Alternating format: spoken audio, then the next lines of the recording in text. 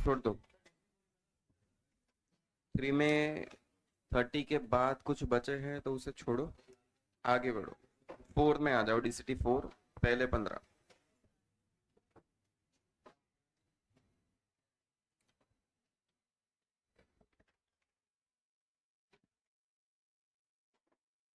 चलो बेटा, new chapter, rotational motion.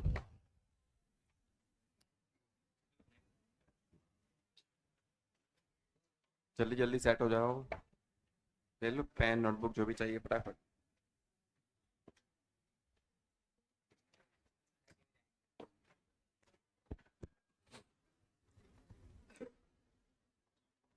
पीछे की कोई लाइट बंद है क्या?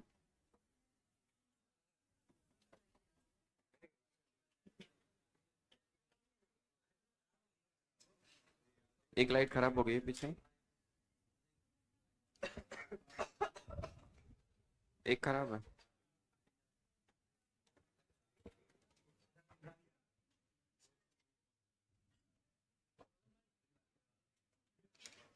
पंखा भी बंद है, इसकी तो जरूरत नहीं पड़ती होगी अभी।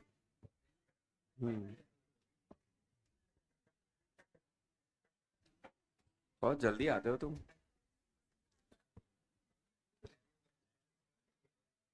चलो स्टार्ट करते हैं।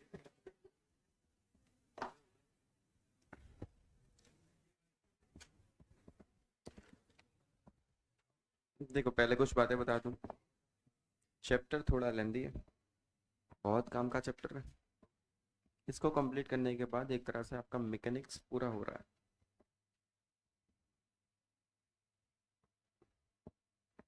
फिर इसके बाद आप रेफरेंस बुक के कुछ क्वेश्चंस कर सकते हो, जिसमें हम पहले फंस रहे थे कि कहीं मोमेंट ऑफ इनर्शिया दिख रहा है, कहीं टॉर्क दिख रहा है, कहीं एंगुलर मोमेंटम कहीं पे दिख रहा था, तो ऐसे क्वेश्चंस को हम छोड़ रहे थे। अब वो सारे क्वेश्चंस मैकेनिक्स के आप कंबाइंड क्वेश्चंस भी कर सकोगे ये चैप्टर खत्म होने तक।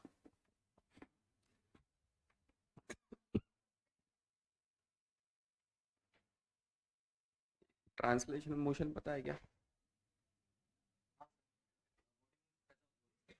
हाँ, ऐसे मोशन, ये ऐसे चल रहा है सीधे, तो ये कौन सी मोशन है? ये तो हम सीख के आए हैं, है ना? इसमें क्या होता था, इस बॉडी पे जितने भी पार्टिकल्स हैं, क्या सबकी वेलोसिटी भी हुआ करती थी? हम्म। एक पार्टिकल ये, दूसरा ये है, थर्ड पार्टिकल ये है, क्या हर एक पार्टिकल सेम वेलोसिटी से चल रहा था? चल रहा था। क्या हर एक का डिस्प्लेसमेंट भी सेम था? अगर ये यहाँ से चल के यहाँ तक पहुंच गई, मान लो कि पार्टिकल 1 था, वो यहाँ से यहाँ पहुंचा है, यहाँ आया होगा ना, तो सेकंड ये वाला पार्टिकल यहाँ से यहाँ आया होगा, ये यहाँ से, क्या सबका डिस्प्लेसमेंट सेम हुआ है? ऑब्वियसली सेम ही तो हुआ है, सेम चले ना सब, डिस्प्लेसमेंट भी सेम है सबका, वेलोसिटी भी सबकी क्या है, सेम। रोटेशन में कुछ अलग होने वाला है। रोटेशनल मोशन मतलब ऐसी मोशन है कि एक व्हील है, ये एक्सिस ऑफ रोटेशन, और आप इसको ऐसे घुमा रहे हो ऐसे, जैसे फैन की मोशन, ये रोटेशनल मोशन है। किसकी मोशन? फैन। ये मोशन रोटेशन पे पहले बात हो चुकी है, मुझे थोड़ा याद है कि रोटेशनल मोशन किसे कहते हैं, वो थोड़ी बात पहले हो चुकी है, वही बात अब वापस रिपीट कर रहा हूँ। ये कौन सी मोशन है? डोर ओपन करो क्लोज करो, वो भी रोटेशनल मोशन है। फिर ये आएगा रोटेशनल मोशन, और लास्ट में हम एक्चुअली ये सीखने वाले, ये हम सीख के आए, ये हो गया। अभी क्या सीख रहे हैं? रोटेशन, ये चैप्टर है। और इसके बाद आएगी कंबाइंड मोशन, मतलब translation plus rotation, combined motion, चलती हुई साइकिल। तो व्हील रोटेट भी हो रहा है, साथ में हम आगे भी जा रहे हैं, तो कंबाइंड मोशन हुई ना। व्हीकल की मोशन कंबाइंड मोशन है। जैसे एक डिस्क, मान लो डिस्क को आप ऐसे घुमा रहे हो, साथ में डिस्क आगे भी चल रही है, यहाँ डिस्क फिक्स थी, कहीं पे घूम रही थी, बट अगर ऐसा है कि नीचे सरफेस है, सरफेस पर ऐसे घूमते घूमते आगे भी जा रही है, तो एक कंबाइन मोशन है, रोटेशन भी हो रहा है, साथ में ट्रांसलेशन मोशन भी चल रही है, हम आगे भी जा रहे हैं। तो इस चैप्टर का वो लास्ट टॉपिक होगा कंबाइंड। हमें अभी क्या सीखना है? रोटेशन। हम क्या सीख के आए हैं? अभी क्या सीखेंगे, उसके बाद क्या करेंगे? कंबाइन करेंगे। ये लास्ट टॉपिक रहेगा, पर यहाँ तक की जर्नी थोड़ी लंबी रहने वाली, बहुत सारी नई चीज़ें हम यहाँ पर सीखेंगे। रोटेशन में कैलकुलेशन कैसे होगी, वो बहुत कुछ हमें सीखना है। पहले थोड़ी इसकी बातें कर लेते हैं, चलो। v क्या होता है? वेलोसिटी। a क्या था? m क्या है? f क्या होता था? क्या होता था? ऐसे ही फिजिकल क्वांटिटीज यहाँ भी आने वाली है। सर्कुलर मोशन तो पढ़ के ही आए, सर्कुलर मोशन पढ़ के आए ना। v की जगह सर्कुलर में क्या आता था? रोटेशन में भी क्या आएगा? ओमेगा। a मास v बनने वाला है ओमेगा, a बनने वाला है बेटा अल्फा। मास क्या बनेगा पता है क्या? बात हुई है पहले, अगर याद हो, मोमेंट ऑफ इनर्शिया आई, ये बात पहले हो चुकी है। फोर्स टॉर्क बन जाएगा एल, एल लिखते हैं ना उसे। तो पहले हमें इन सब फिजिकल क्वांटिटीज के बारे में सीखना है। फिर यहाँ पर जो कुछ Newton first law, second law, third law जैसा कुछ हुआ करता था, मोमेंटम कंजर्वेशन, वैसा कुछ यहाँ पर भी आएगा। यहाँ जैसे वर्क एनर्जी थ्योरम अप्लाई करते थे वैसे वहाँ पर भी करेंगे। यहाँ जैसे वर्क कैलकुलेट किया जाता था वैसा ही वहाँ पर भी होगा। जैसे एनर्जी कंजर्वेशन हम यहाँ करते थे वैसे ही रोटेशन में भी करेंगे। तो जितनी चीज़ें हमने यहाँ अभी तक की है वो सारी चीज़ें एक साथ एक ही चैप्टर में हम यहाँ करेंगे, इसलिए चैप्टर थोड़ा लंबा जाएगा। बट अगर थोड़ा ढंग से एनालाइज करो तो जो काम आप यहाँ कर रहे थे वही काम रिपीट कर रहे हो एक अलग टाइप के मोशन में, एक अलग अलग लोगों के साथ। बाकी काम वही करना है जो यहाँ किया था हमने, इसलिए चैप्टर थोड़ा लंबा जाने वाला है। ठीक है, चलो स्टार्ट कर दे फिर। पहले तो रोटेशन मोशन समझने के लिए एक और वर्ड ले रहे हैं, रिजिड बॉडी। पहले सुना हुआ है, मान ली ये वर्ड नया नहीं है। रिजिड बॉडी का क्या मतलब हुआ करता था? ऐसी बॉडी जो अगर कोई मोशन परफॉर्म कर रहा है तो ड्यूरिंग मोशन उसके किसी भी दो पार्टिकल्स के बीच का डिस्टेंस चेंज नहीं होना चाहिए। किसी भी दो पार्टिकल्स के बीच का डिस्टेंस चेंज नहीं होना चाहिए। जैसे इस फैन को आप स्विच ऑन कर दो तो एक पार्टिकल यहाँ पर है, दूसरा पार्टिकल एंड पे मान लो, दोनों के बीच में डिस्टेंस मान लो एल है। स्विच ऑन करोगे घूमेगा, वो डिस्टेंस एल रहेगा कि बदलेगा कभी? वो तो हमेशा एल रहेगा, वो फर्क पड़ने वाला है क्या? तो इस रोटेशन के लिए हम इसको क्या मान सकते हैं? Rigid body. डिस्टेंस हमेशा सेम रहना चाहिए। जैसे ये यहाँ पर दो पार्टिकल्स हैं, एक ए, ये बी है, ये ऐसे घूम भी रहा है आगे भी जा रहा है, कंबाइन मोशन है। तो थोड़ी देर बाद यहाँ पहुंचा है, ए यहाँ से घूमते हुए ऐसे आया, बी रोटेट होके ऊपर गया, तो ए यहाँ पहुंच गया, बी ऊपर पहुंच गया। ये सेपरेशन मान लो पहले डी था तो बाद में भी क्या रहना है? डी। ये तो कभी चेंज नहीं होने वाला। ऐसे दो पार्टिकल्स लिए मैंने, ऐसे बहुत सारे पार्टिकल्स हो सकते हैं। किसी भी दो पार्टिकल्स के बीच का डिस्टेंस कभी भी चेंज हो रहा है क्या? तो इसको आप क्या कहोगे? Rigid body.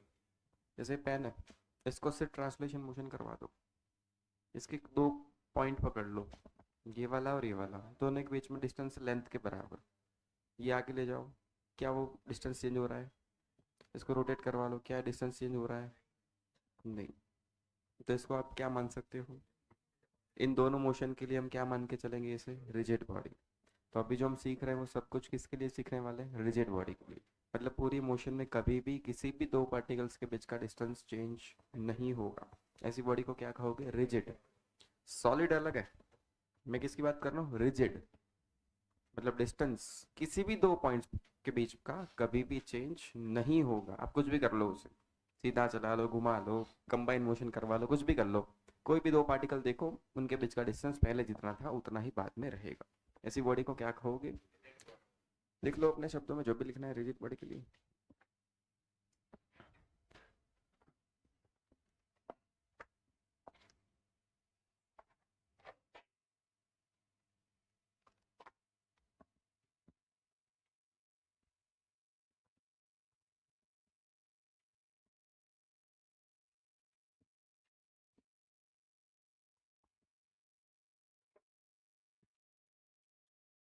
हम ये सीख चुके हैं, ये अभी सीख रहे हैं, इसको सीखने के बाद हम ये सीखने वाले हैं।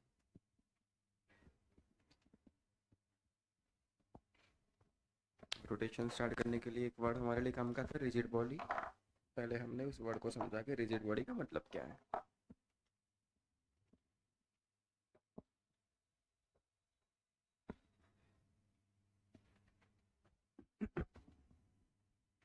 जब मैं बॉडी वर्ड यूज कर रहा हूँ मतलब मैं पार्टिकल की बात कर रहा हूँ कि सिस्टम ऑफ पार्टिकल की बात कर रहा हूँ? System of particles.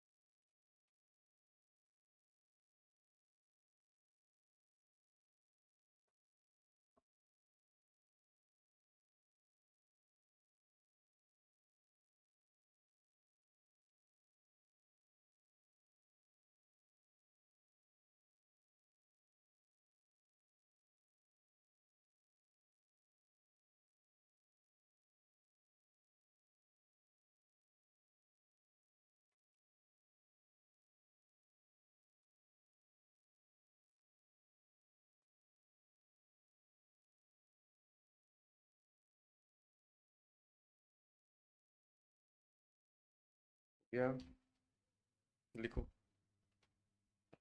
Rigid body लिखा है ना, उसमें लेकर लिखवा रहा हूँ, लिखो। System of particles, system of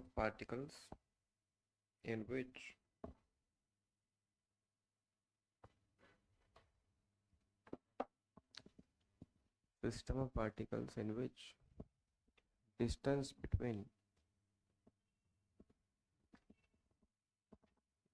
between each pair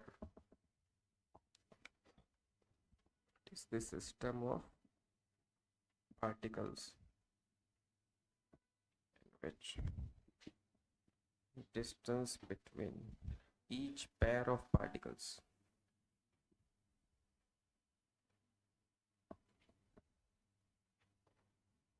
remains constant।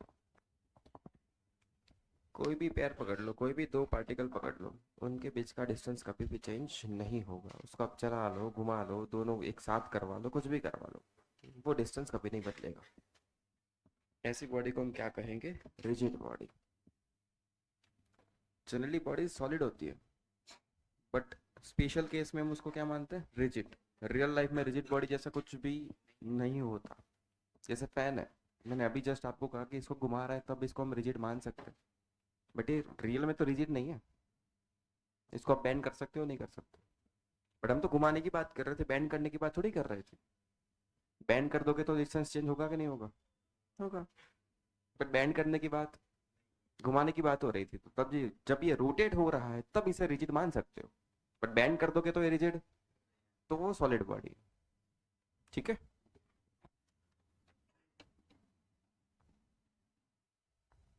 तो कोई भी बॉडी रिजिड नहीं होती, बट कुछ स्पेशल कंडीशंस में हम उसे क्या मान लेते हैं? रिजिड।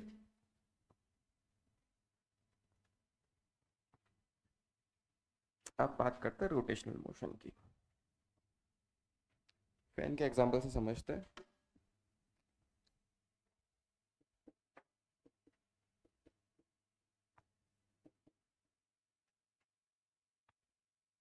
इसके एग्जांपल से समझते हैं। ये एक बॉडी है, रोटेशन के लिए हम इसको क्या मान के चलेंगे? रिजिड। इस बॉडी पे कितने पार्टिकल्स हैं? बहुत सारे पार्टिकल्स। जैसे स्विच ऑन करोगे, वो हर एक पार्टिकल क्या करेगा? कौन सी मोशन परफॉर्म करेगा? सर्कुलर। वो तो हमने सर्कुलर में ही समझ लिया था। एक पार्टिकल जो बहुत पास है, वो वाला पार्टिकल ये, और एक एंड का पार्टिकल, उन दोनों को आप इमेजिन करो, दोनों क्या परफॉर्म करेंगे? सर्कल। जब ये फैन चल रहा है तब की सिचुएशन सोचो, कौन सा पार्टिकल तुम्हें फास्ट चलता हुआ दिखेगा, कौन सा स्लो चलता हुआ दिखेगा? ये भी बात हो चुकी है सर्कुलर में। कौन सा फास्ट चलेगा, कौन सा स्लो चलेगा? दूर वाला। जो पास है वो एक एक्सिस हुआ करती है, जो एक्सिस के पास में, मतलब जो सर्कल बन रहा है, सर्कल का जो सेंटर होगा, सेंटर के जो पास में, मतलब जिसकी रेडियस कम है, वो हमें स्लो चलता हुआ दिखेगा, और जिसकी रेडियस ज्यादा है वो हमें फास्ट चलता हुआ दिखेगा। डिस्टेंस दोनों ने सेम कवर किया कि अलग अलग? अलग अलग। जैसे ये यहाँ से यहाँ आ गया मान लो, तो जो पास में वो छोटा सा डिस्टेंस कवर करेगा, एंड वो जो दूर है वो, इसको ऐसे समझे।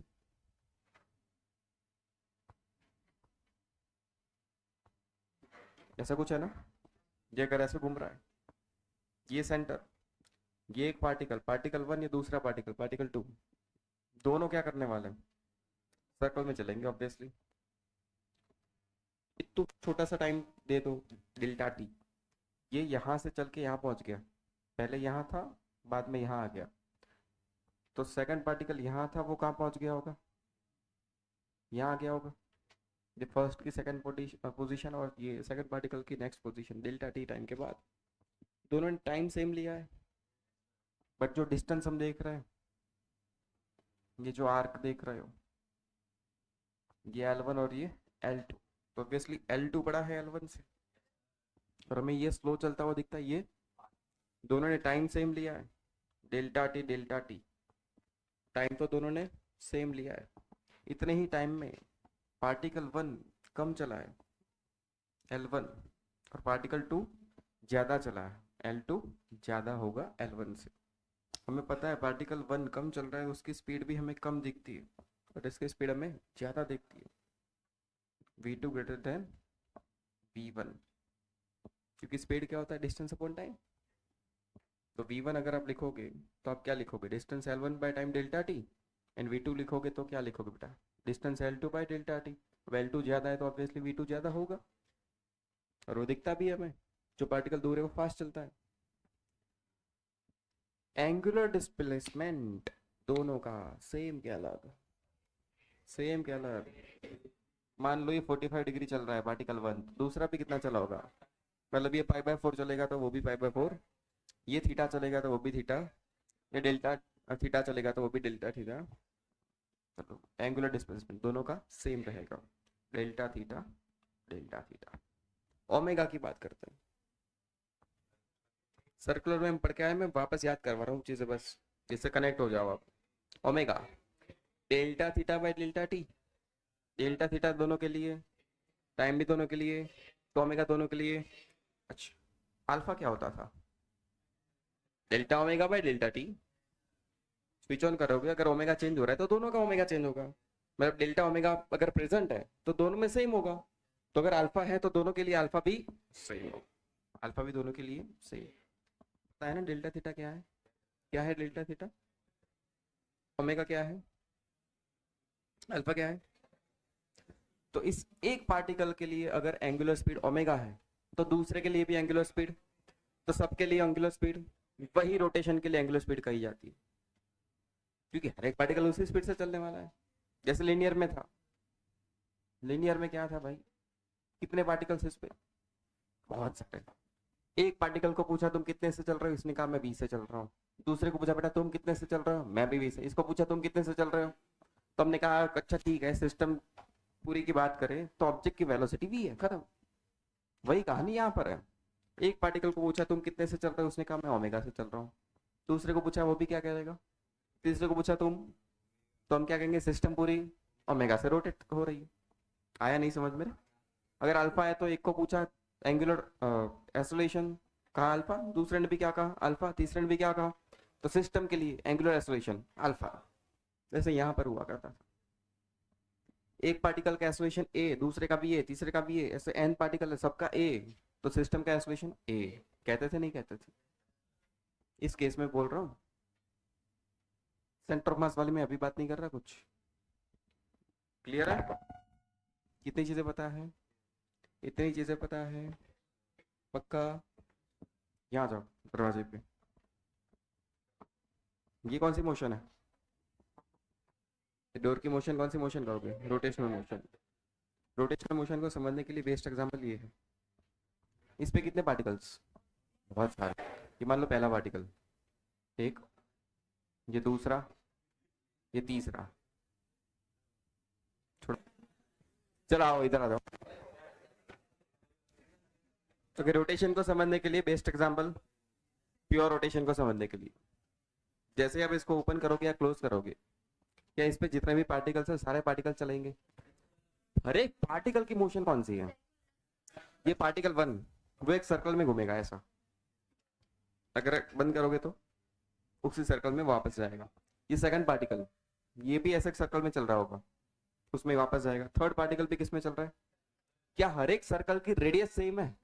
नहीं, इसकी रेडियस सबसे ज्यादा है R1, इसकी रेडियस, इसकी रेडियस, क्या सबकी रेडियस सेम है? नहीं, R1 R2 R3 अलग अलग है। जो ज्यादा दूर है उसकी रेडियस, जो पास में उसकी रेडियस बहुत कम। सही है। मैंने इसको इतना घुमाया, क्या हर एक पार्टिकल ने टाइम सेम लिया है? टाइम तो सेम लिया है। ऐसा तो पॉसिबल नहीं है कि ये कहेगा मैं नहीं आ रहा तुम जाओ यार, ऐसा हो सकता है क्या? ये कह रहा मैं नहीं आ रहा तुम लोग जाओ, क्योंकि ये कौन सी बॉडी मान के चल रहे हैं? रिजिड। ये कौन सी बॉडी मान के चल रहे हैं? मतलब चलना है तो सबको साथ चलना है। अच्छा फैमिली है ये, आपके जैसा नहीं है। मम्मी पापा को बोलते हैं आप लोग जाओ मैं नहीं आ रहा। ये रिजिड बॉडी है, मतलब सब लोग साथ चलेंगे। इन दोनों के बीच का डिस्टेंस कभी भी चेंज, ये जितना डिस्टेंस है उतना ही हमेशा रहेगा, मतलब सब लोग साथ चलेंगे। ऐसा कभी नहीं हो सकता कि ये कह रहा है मैं रुक रहा हूँ आप लोग जाओ, मैं देखता हूँ कौन आता है, आप लोग घूम के आओ मैं यहीं पे बैठा हूँ। ऐसा पॉसिबल? मतलब सब लोग चल रहे हैं तो जो टाइम मिलेगा वो सबको, उतने टाइम में जो एंगल कवर होगा क्या वो भी सबके लिए सेम है? मान लो 30 डिग्री, मान लो π/6, क्या हर एक पार्टिकल π/6 चल रहा है? Time same, angular displacement, but distance ये इतना कवर कर रहा है। मान लो इसको घुमा दिया आपने 90 डिग्री, कितना घुमा लिया? 90 डिग्री, तो इसने कितना डिस्टेंस कवर करा? अगर पूरा सर्कल घूमते तो 2πr करते, 2πr का फोर्थ पार्ट πr/, तो लिखोगे πr1/2। इसके लिए क्या लिखोगे? इसके लिए क्या लिखोगे? तो क्या हर एक ने जो डिस्टेंस कवर करा है वो सेम है? नहीं, वो अलग अलग है। तो इस मोशन को लीनियर के इक्वेशन से समझाना डिफिकल्ट था, क्योंकि हर एक पार्टिकल का डिस्टेंस अलग अलग था, तो हर एक की वेलोसिटी स्पीड अलग अलग होती, हर एक की स्पीड। तो अगर हम लीनियर वाला एग्जांपल इक्वेशन से इसको सॉल्व करने जाते तो ये बहुत डिफिकल्ट होने वाला था, क्योंकि कितने पार्टिकल्स हैं इसके ऊपर, n नंबर ऑफ पार्टिकल्स, वो नंबर n बहुत बड़ा होगा। इसलिए नए वेरिएबल्स बनाए गए, थीटा, ओमेगा, अल्फा, जिससे चीजें बहुत आसान हो गई कि ठीक है डिस्टेंस अलग अलग है बट एंगल तो सेम है सबका। डिस्टेंस अलग है बट एंगल, तो एंगल की हेल्प से हमने नए वेरिएबल्स बना लिए। जैसा वहां पर डिस्टेंस या डिस्प्लेसमेंट हुआ करता था, वैसा ही यहाँ पर क्या है? एंगुलर डिस्टेंस, एंगुलर डिस्प्लेसमेंट नए वेरिएबल में चले गए, तो रोटेशन आसान हो गया।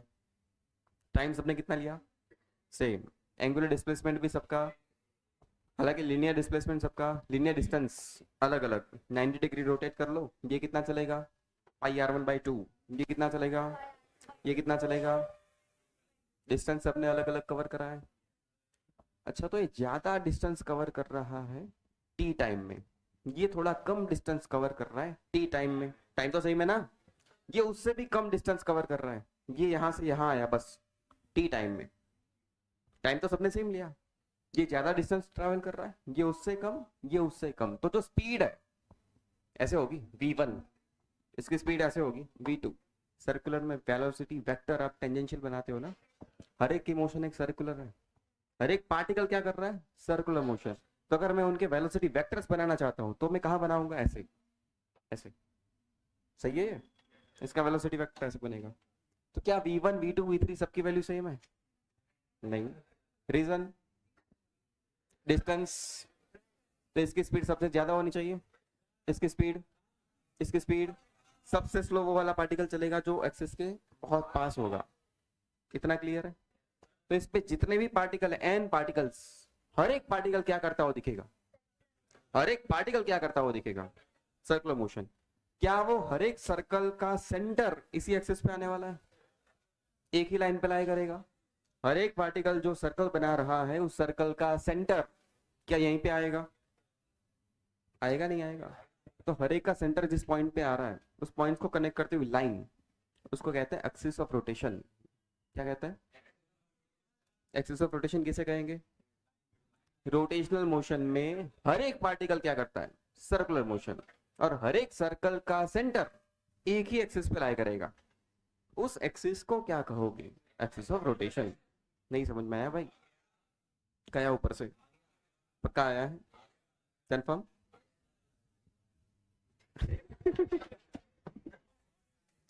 ये एक पार्टिकल है। ये एक पार्टिकल क्या इस सर्कल में चल रहा होगा? Particle one. पार्टिकल क्या करेगा? पार्टिकल क्या करेगा? Circular motion. ये एक सेकंड पार्टिकल, क्या सेकंड पार्टिकल भी ऐसे एक सर्कल में चल रहा होगा? ये nth पार्टिकल, क्या ये भी एक सर्कल में चल रहा होगा? Particle one, particle two, particle n, हर एक पार्टिकल किस में चल रहा है? सर्कल में। क्या सबकी स्पीड v सेम है? नहीं। क्या वो अलग अलग होगी? सबकी रेडियस, इसके रेडियस r1, इसके रेडियस r2, इसके radius rn, r1 r2 rn अलग अलग, v1 v2 v3 vn ऐसे घूम रहे हैं ना? तो v वेक्टर मैं ऐसे बनाऊंगा, ये सही है? टेंजेंशियल, ये v1 वेक्टर, फिर जो दूसरा पार्टिकल था उसका ये v2 वेक्टर, फिर जो nth पार्टिकल था उसका ये। क्लियर है? ओके। चलो, ये पूरी मोशन को क्या कहोगे आप? Rotational motion. But in case of rotational motion, अगर हम अलग अलग पार्टिकल्स को पूछे कि भैया तुम क्या कर रहे हो, तो पार्टिकल्स क्या कहेंगे? हम तो सर्कुलर मोशन कर रहे हैं।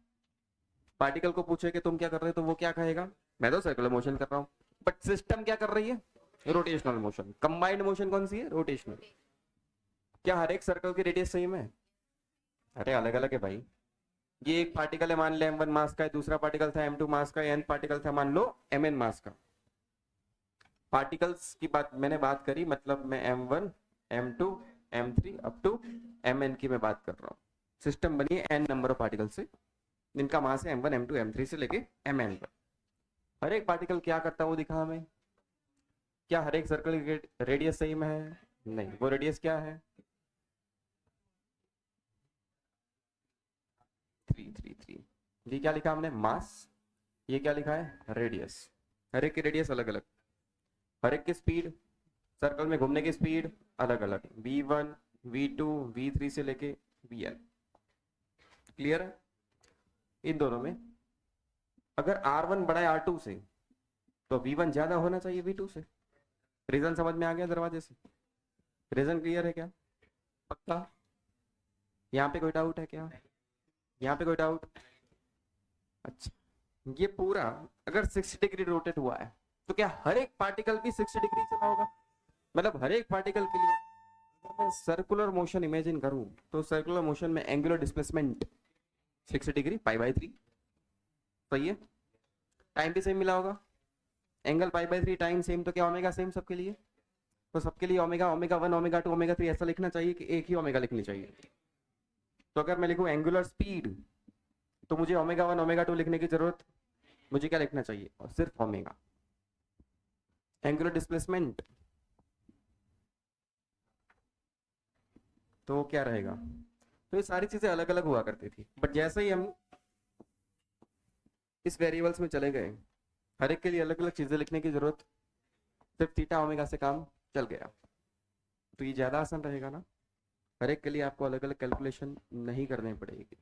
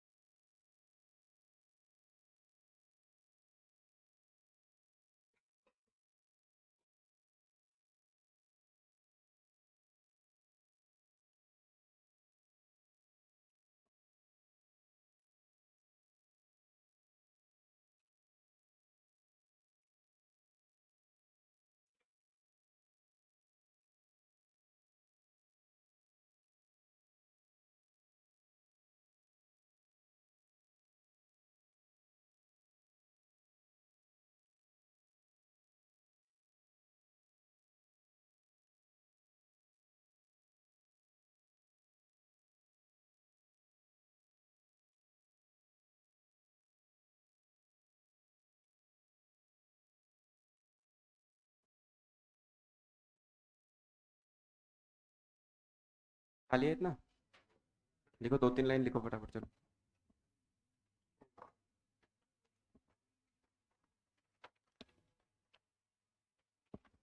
बोलो।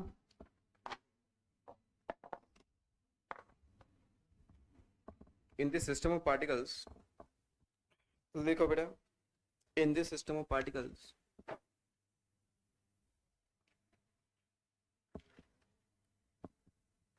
if all the particles of the rigid body in the system of particles, if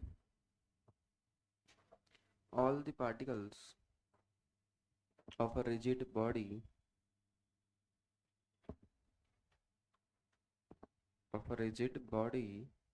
perform circular motion,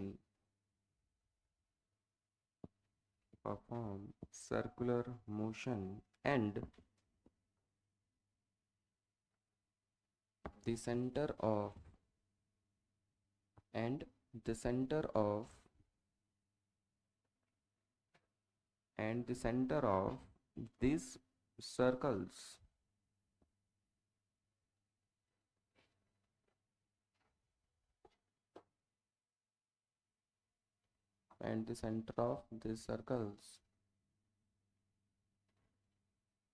lies on a fixed line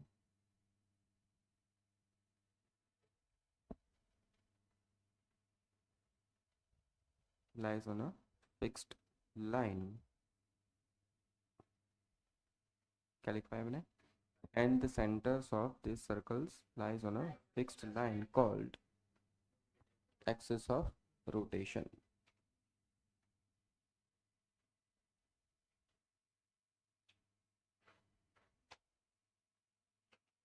And this combined motion of a rigid body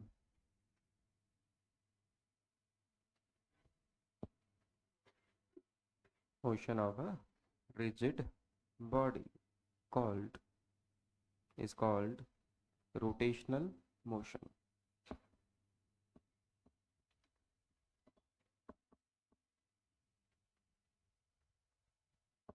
एक साथ लगभग सब कुछ लिख दिया हमने।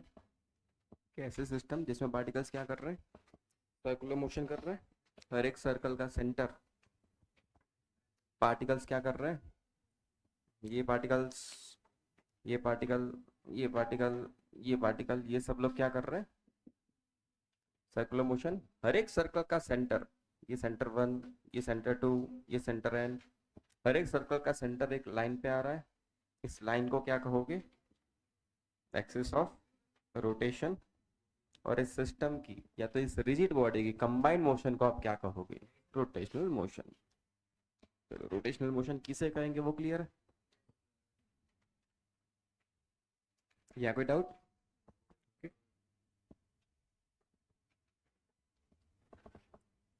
तो हर एक पार्टिकल के लिए v सेम अलग।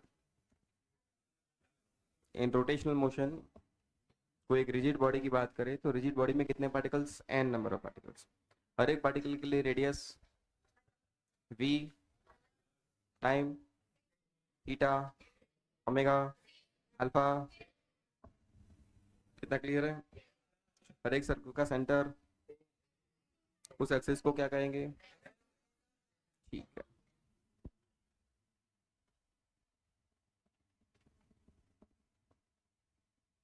लिखो नेक्स्ट। काइनेटिक एनर्जी या तो रोटेशनल काइनेटिक एनर्जी, सीधे एनर्जी पे। Yes,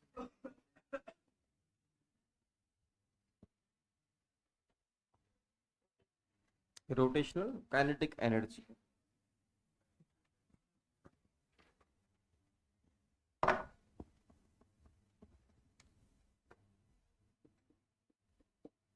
rotational kinetic energy,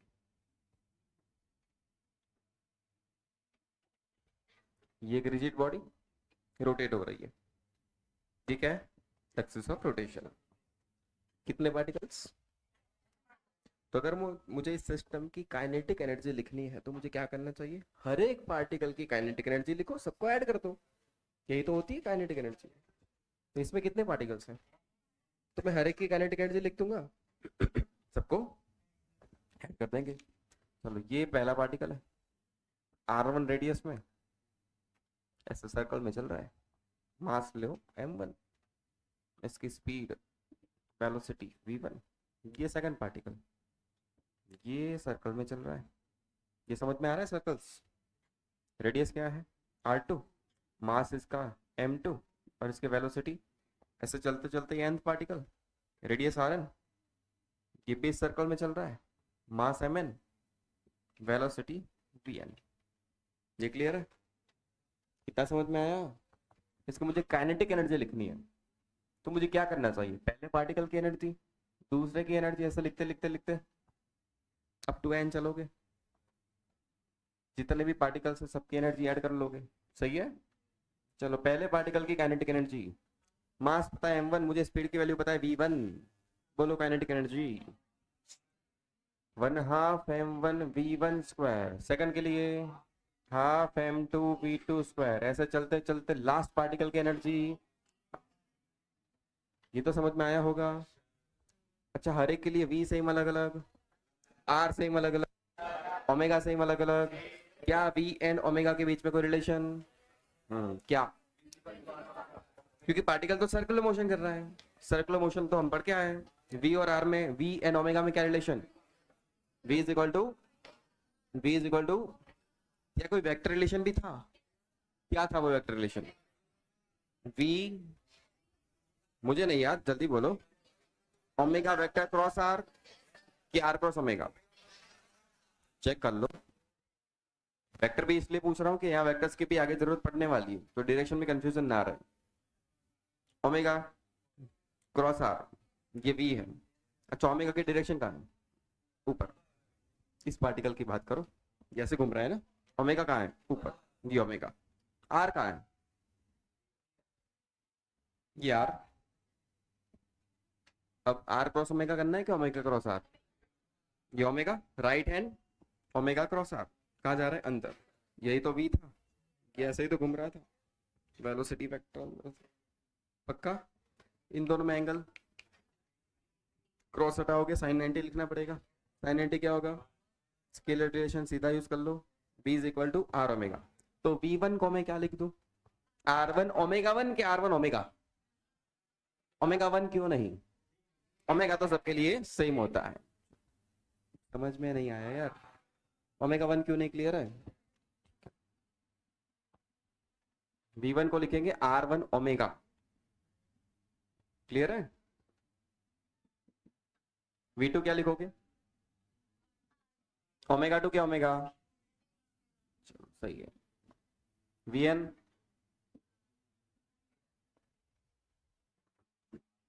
one half बाहर, m1 r1 स्क्वायर,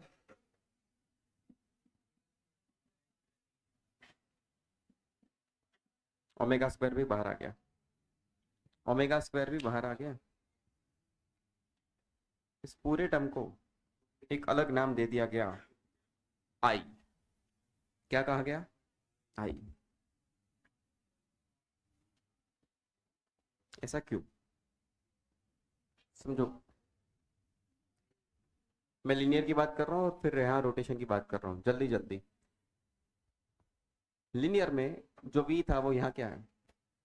ये तो डिस्टेंस d था, वो यहाँ हो गया, v था वो हो गया, a था वो हो गया, फोर्स हो गया, p हो गया। क्लियर है? तो मास भी तो हुआ करता था यहाँ। मास क्या हुआ? Moment of inertia I। Kinetic energy का इक्वेशन लीनियर में क्या लिखते थे? 1/2 mv स्क्वायर।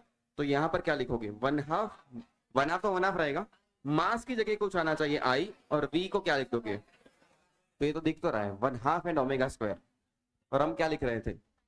तो जो बचा वो क्या है? I। नहीं समझ में आया भैया? काइनेटिक एनर्जी क्या लिखोगे? 1/2 I omega square. Kinetic energy तो लिख रहे थे हम इसकी, ये पार्टिकल कर क्या रहा था? Rotational motion. उसकी क्या लिख रहे थे अपन? तो काइनेटिक एनर्जी क्या होनी चाहिए थी? 1/2 I ओमेगा स्क्वायर। 1/2 तो है, ओमेगा स्क्वायर भी है, काइनेटिक एनर्जी लिख रहे हैं, तो ये जो टर्म है वो क्या रिप्रेजेंट कर रहा है? Moment of inertia I। I क्या है? Moment of inertia. आई कौन, moment of inertia of this system.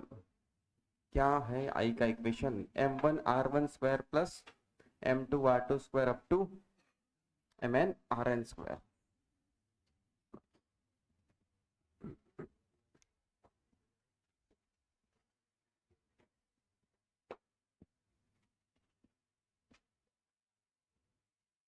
जो रोल ट्रांसलेशन मोशन में या लिनियर में मास प्ले कर रहा था, सेम रोल रोटेशन में किसका है। मास का क्या काम था,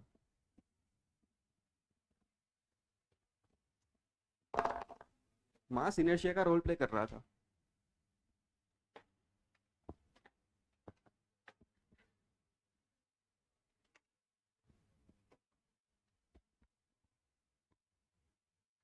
अगर हैवी ऑब्जेक्ट है, हैवी ऑब्जेक्ट और वो रेस्ट पे है, तो उसको मोशन में लाना ज्यादा डिफिकल्ट होता है कंपेयर टू लाइट ऑब्जेक्ट। ये रिमोट है और ये डेस्क है, किसको मोशन में लाना आसान है, रिमोट ऑब्वियसली। रीजन, मास, जिसका मास ज्यादा उसका इनर्शिया, मतलब वो अपोज ज्यादा करेगा। किसको अपोज करते हैं ऑब्जेक्ट्स, चेंज को अपोज करते हैं। रेस्ट से मोशन में आना ये चेंज है, तो उस चेंज को अपोज कौन ज्यादा कर सकता है, जिसका मास ज्यादा है। सेम काम रोटेशन में कौन करता है, आई। जैसे फैन अभी रेस्ट में, ये रोटेट नहीं हो रहा, इसको रोटेट करने के लिए टॉर्क लगाना पड़ेगा। बट अगर इसका आई ज्यादा है तो ये ऑपोज भी ज्यादा करेगा, तो आपको ज्यादा टॉर्क मतलब ज्यादा एनर्जी लगानी पड़ेगी, तब जाके घूमेगा। नहीं आया समझ में। और कोई ऐसा ऑब्जेक्ट है जिसका आई कम है, जैसे फैन की जगह वो जो टीवी, अरे खिलौनों की वो आती है ना प्लास्टिक की घुमाने वाली, क्या कहते हैं इसे, चक्री, उसको घुमाना है तो हाँ लट्टू ले लो भाई जो आपका है, अब उस चक्री को घुमाना है। दोनों में किस में एनर्जी ज्यादा लगानी पड़ेगी, इसमें ज्यादा लगानी पड़ेगी। इसको घुमाने में ज्यादा एनर्जी लगेगी, उसको घुमाने में कम एनर्जी लगेगी। एनर्जी तो कैलकुलेट करिए आपने, घुमाने के बाद आप काइनेटिक एनर्जी की बात कर रहे हो, रोटेशनल काइनेटिक एनर्जी। तो काइनेटिक एनर्जी किसके पास ज्यादा है, जिसके पास आई ज्यादा होगा। तो इतना काम आपने किया होगा ना, तभी तो इसके पास एनर्जी आई है। इतना काम आपने किया होगा तभी तो इसके पास एनर्जी आई है। तो किसमें आपने ज्यादा काम किया, जिसका आई ज्यादा होगा उसमें हमने ज्यादा काम किया होगा। तो उस चक्री को घुमाना आसान है, कम काम करने पर, कम वर्क करने पर भी वो घूम गई। बट इसमें ज्यादा काम करना पड़ेगा, ज्यादा एनर्जी देनी पड़ेगी, तब जाके घूमेगा। रीजन इसका आई ज्यादा है। रिमोट, डेस्क सेम, चक्री, पंखा। नहीं समझ में आया भैया। तो आई का रोल क्या है, चेंज को अपोज करना। इसको रोकने के लिए भी ज्यादा एनर्जी चाहिए होगी, इस चक्री को रोकने के लिए, कब, इसको रोकने के लिए। ये कहेगा कि अगर मैं मोशन में हूं तो मैं मोशन में ही रहूंगा, मेरे इस पे हूं तो मैं ऑब्जेक्ट्स चेंज को अपोज करना चाहते हैं। ट्रांसलेशन मोशन में मास वो रोल प्ले करता है, यहाँ पर वो रोल प्ले कौन करेगा। क्या मास का बहुत इंपॉर्टेंट रोल हुआ करता था। एनर्जी लिखने के लिए मास चाहिए, हाँ, फोर्स लिखने के लिए मास चाहिए, मोमेंटम लिखने के लिए मास चाहिए, सब चीजों के लिए मास चाहिए होता था, हमेशा हमें मास दिया जाता था। मास जैसा यहाँ काम किसका है, आई का। तो हमें क्या पता होना चाहिए अलग अलग ऑब्जेक्ट के लिए आई। तो आई दिया नहीं जाएगा, आई हमें कभी कभी कैलकुलेट करना पड़ेगा। तो पहला काम हम यही कर रहे हैं, आई कैलकुलेट करते कैसे। क्लैरिटी है, क्या सीखना है अभी हमें। तो पहला टॉपिक जो हमारा आता है वो क्या है, मोमेंट ऑफ इनर्शिया।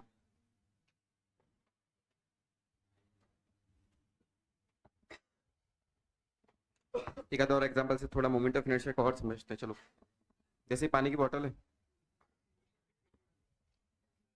है ना, पूरी भरी हुई पानी से, मान लो बर्फ बन गया अंदर, मान लो रिजिड बॉडी, बर्फ बना लो, क्या बन गया, एक रिजिड बॉडी। इसको मुझे यहाँ से वहां ले जाना है, यहाँ से कहाँ ले जाना है, वहां पर।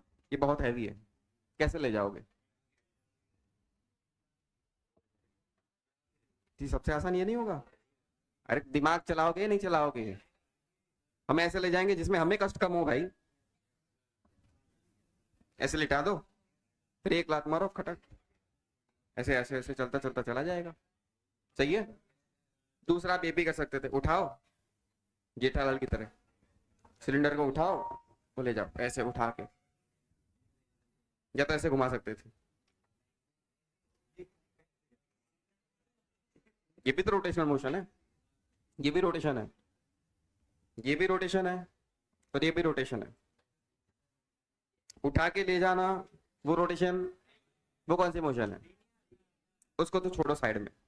जो दो रोटेशनल मोशन हमने कंसिडर करी उन दोनों की बात करते हैं। एक ये वाली, क्या सबसे ज्यादा कष्ट नहीं, सबसे कम कष्ट आपको इसमें लगेगा, इसमें हमारी कम एनर्जी, कम काम करना पड़ेगा, कम एनर्जी जाएगी, ये ज्यादा फायदेमंद है। रीजन कौन सा, रेडियस। उस इक्वेशन को ध्यान से देख, मैं हटा दूं क्या ये, मैं थोड़ा पहले आपको इक्वेशन समझा दूं तब जाके ये ज्यादा क्लियर होगा।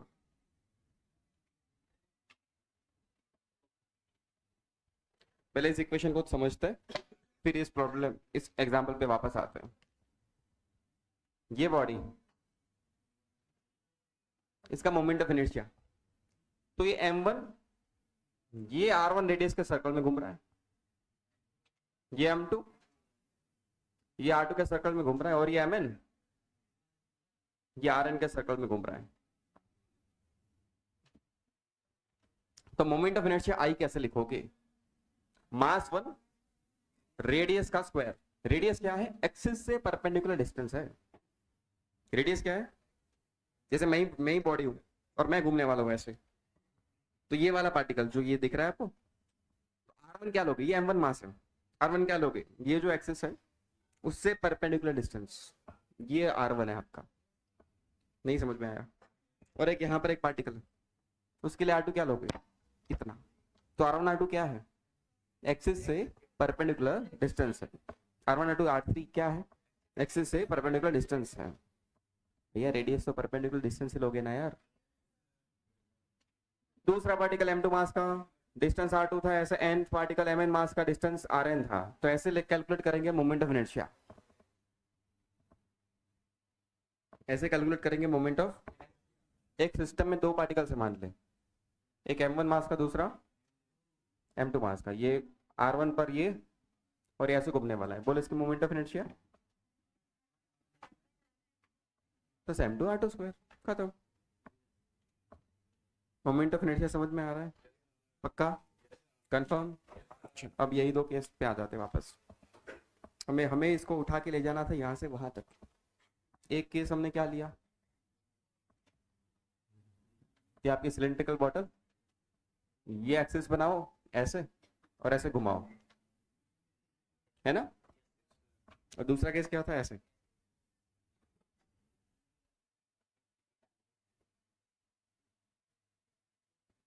ये एक्सिस ऑफ रोटेशन, और ऐसे घुमाते घुमाते ले जाओ। समझ में आ रहा है कि नहीं आया रे। अच्छा, तो यहाँ एक्सिस ऑफ रोटेशन ये है, और जो मास है आपका, पार्टिकल से इमेजिन करो, ये फर्स्ट पार्टिकल, ये सेकंड पार्टिकल, ये दूर चले गए एक्सिस से, देख। और इसमें यहाँ देख, तो ये एक्सिस ऑफ रोटेशन, एक पार्टिकल इतना दूर है, ये दूसरा पार्टिकल ये भी इतना दूर है, डिस्टेंस देख रहे हो, m1 r1 square plus m2 r2 square, ऐसे n पार्टिकल को सबको जोड़ दोगे, टोटल आई आपने देख लिया। अब एक वाला केस, ये एक्सिस ऑफ रोटेशन ऐसे घूमने वाला है ना, एक्सिस से परपेंडिकुलर डिस्टेंस r1, ये r2, ये r3, कौन से केस में डिस्टेंस ज्यादा दिख रहे हैं, तो किस में आई ज्यादा होगा, तो किस में घुमाना ज्यादा कष्टदायक होगा, जिसमें आई ज्यादा होगा, इसलिए यहाँ पर हमें ज्यादा एनर्जी लगानी पड़ती है। आया समझ में कुछ, अभी समझ में आया मोमेंट ऑफ इनर्शिया क्या है। इसमें I1 और इसमें I2। अब I1 कैसे क्या करोगे, ऐसे करोगे ना, बट इसमें R1 R2 की वैल्यू इस वाले R1 R2 के कंपैरिजन में ज्यादा होगी, इसे डैश कहते, मतलब I1 की वैल्यू I2 से, तो मोमेंट ऑफ इनर्शिया इसका ज्यादा है, तो इस केस में हमें घुमाने के लिए ज्यादा एनर्जी देने लगी। क्लियरिटी है क्या। एक ही ऑब्जेक्ट का मोमेंट ऑफ इनर्शिया अलग अलग एक्सिस के लिए अलग अलग, वो डिपेंड करता है मोमेंट ऑफ इनर्शिया कि आप कौन सी एक्सिस से उसे घुमा रहे हो। एक्सिस बदलने पर मोमेंट ऑफ इनर्शिया चेंज हो गया, ऑब्जेक्ट सेम रहा है, उसका टोटल मास चेंज, ऑब्जेक्ट भी, बट आपने एक्सिस ऑफ रोटेशन चेंज कर दी तो उसका मोमेंट ऑफ इनर्शिया बदल गया। नहीं समझ में आया भैया? आया नहीं आया? पक्का आया है? पक्का आया है? क्या देख, ये एक डिस्क है, इसको ऐसे घुमाना है हमें, ये वाली एक्सिस ऐसे घुमाना है, ऐसे घुमा रहे हैं, और ये एक्सिस ऐसे घुमा रहा है, दोनों के लिए मोमेंट ऑफ इनर्शिया सेम होगा अलग होगा? अलग, क्योंकि एक्सिस ऑफ रोटेशन कितना होगा वो हम धीरे धीरे कैलकुलेट कर रहे हैं। समझ में आ रहा है? आगे बढ़े, जो भी लिखना है जल्दी लिखो।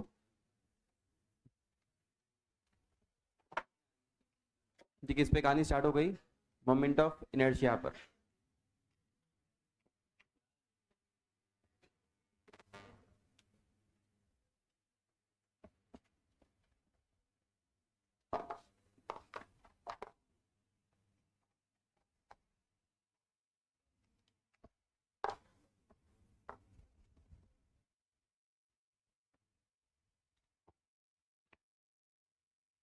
कुछ लिखवा दूं क्या मैं?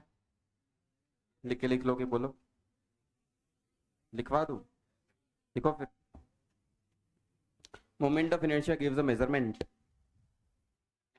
मोमेंट ऑफ इनर्शिया शॉर्ट में लिखो MOI, MOI gives a measurement, gives a measurement of resistance, resist करने का मतलब oppose करना, ठीक है ना? gives a measurement of resistance of a body, MOI gives a measurement, क्या लिखा है मैंने आगे? measurement of resistance of a body, resistance of a body to change in its rotational motion, to change in its rotational motion.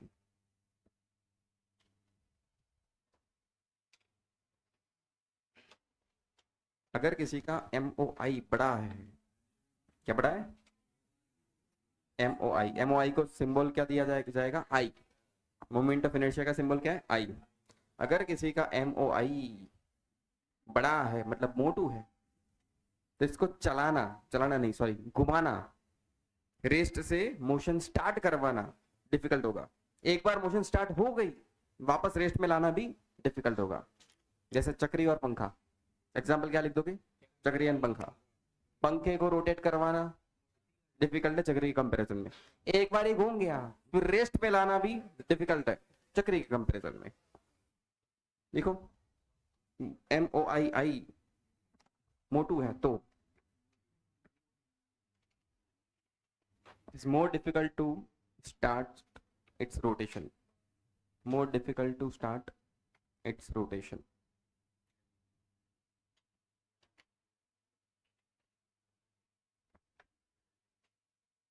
More difficult to start rotational motion, and एक और line लिख दो नीचे ही, more difficult to stop its rotational motion। अगर I मोटू है तो more difficult to start rotation, motion start करना भी डिफिकल्ट है, रोकना भी डिफिकल्ट होगा।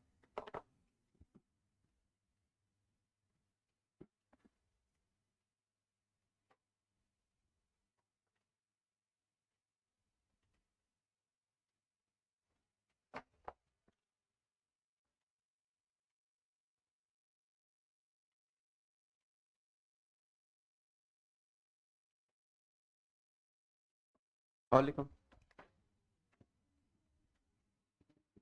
MOI डिपेंड्स ऑन, क्या आई की वैल्यू एक्सिस ऑफ रोटेशन पे डिपेंड करती है? एक्सिस ऑफ रोटेशन चेंज कर दो आई की वैल्यू चेंज हो गई। तो पहला ही MOI moment of inertia depends on axis of rotation.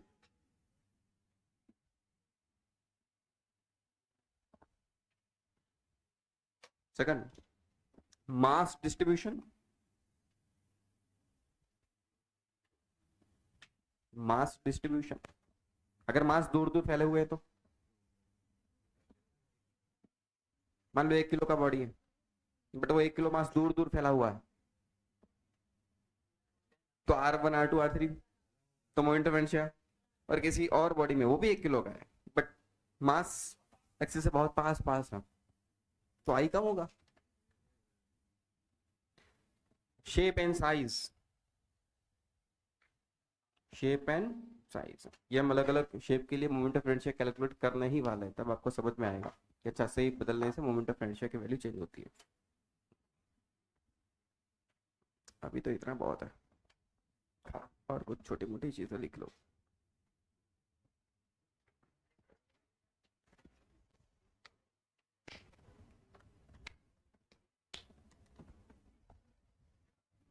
Shape and size, simple. ये एक्सिस ऑफ रोटेशन, ये एक है मास आर दूर, बोलो मोमेंट ऑफ इनर्शिया क्या लिखोगे, जल्दी बोलो यार। एम आर स्क्वायर, अरे आर रेडियस पे घूमेगा ना यार, मोमेंट ऑफ इनर्शिया क्या लिखोगे इस इक्वेशन की हेल्प से, यूनिट बोलो यूनिट, तो यूनिट है, ये स्केलर है वेक्टर है, स्केलर, अबे मास स्केलर डिस्टेंस स्केलर स्क्वायर कर रहे हो उसका, तो ये प्राणी कैसा है, स्केलर, मास जैसा है ना, ये मास स्केलर था, ये भाई भी स्केलर।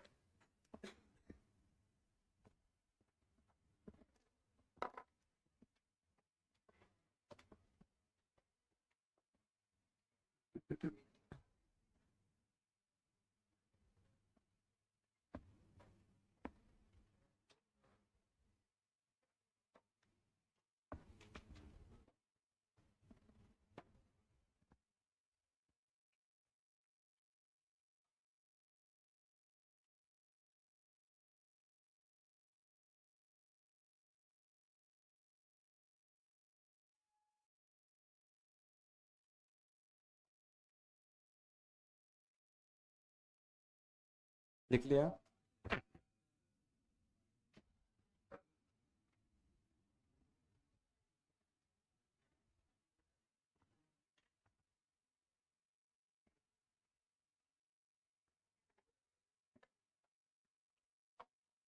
यहां तक चीजें समझ में आई है, यहां तक कोई डाउट हो तो पूछो, यहां तक सब क्लियर।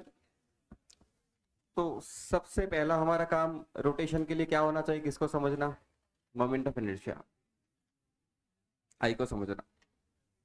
बेसिक इक्वेशन जो अभी लिखा था वही वापस लिख रहा हूं, आप लोगों ने लिखा है वापस मत लिख देना, एम मास आर रेडियस ऐसे घूम रहा है, तो मोमेंट ऑफ इनर्शिया आई क्या होता है, अगर नंबर ऑफ पार्टिकल्स ज्यादा है तो मोमेंट ऑफ इनर्शिया कैसे कैसे लिखोगे, m1r1 square plus m2r2 square up to mn r1 square, general equation लिखा मैंने।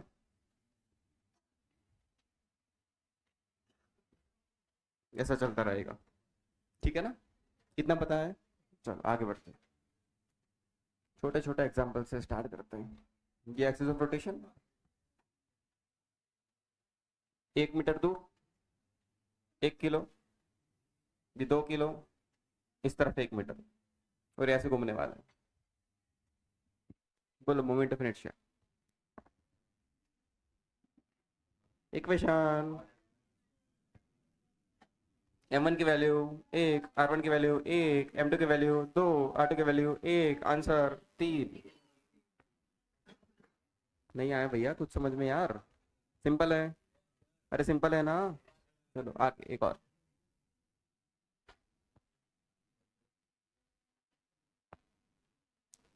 Equilateral triangle, length L L L, यहाँ पर मास है, यहाँ पर मास है, यहाँ पर मास है, ध्यान रहे एक्सिस ऑफ रोटेशन चेंज करने से मोमेंट ऑफ इनर्शिया चेंज, तो जब भी मोमेंट ऑफ इनर्शिया आप लिख रहे हो हमेशा देख लो कौन सी एक्सिस के अबाउट पूछा जा रहा है, ये एक्सिस है, एक्सिस ट्राइंगल के प्लेन में ही है, मतलब ये ट्राइंगल यही एक्सिस,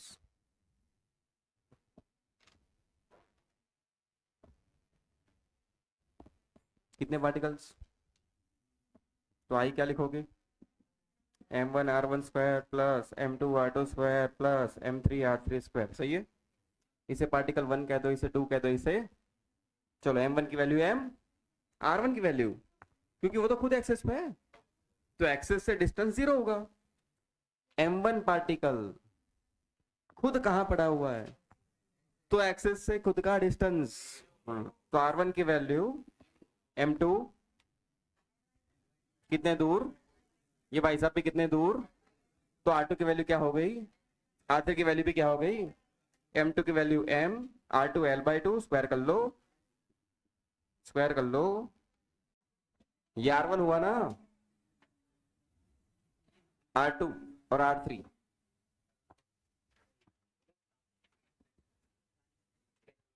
ये पार्टिकल 1, ये पार्टिकल 2, ये पार्टिकल 3, r1 की वैल्यू l/2, r2 की वैल्यू 0, r3 की वैल्यू l, क्लियर है।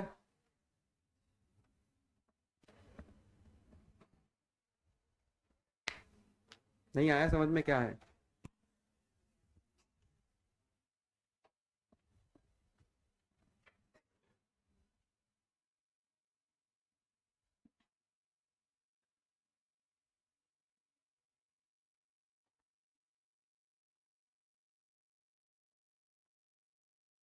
आंसर सही है क्या, ओके आगे बढ़ते हैं।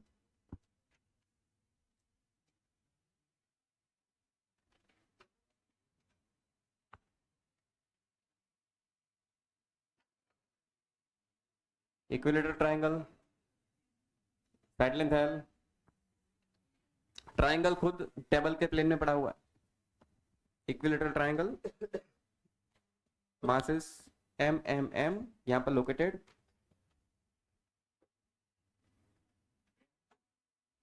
ट्रायंगल कहां पड़ा हुआ है, टेबल की सरफेस पर, टेबल पे पड़ा हुआ, एक्सिस ऑफ रोटेशन, ऐसे ऐसे बनाओ, ऐसे बनाओ, ऐसे बनाओ,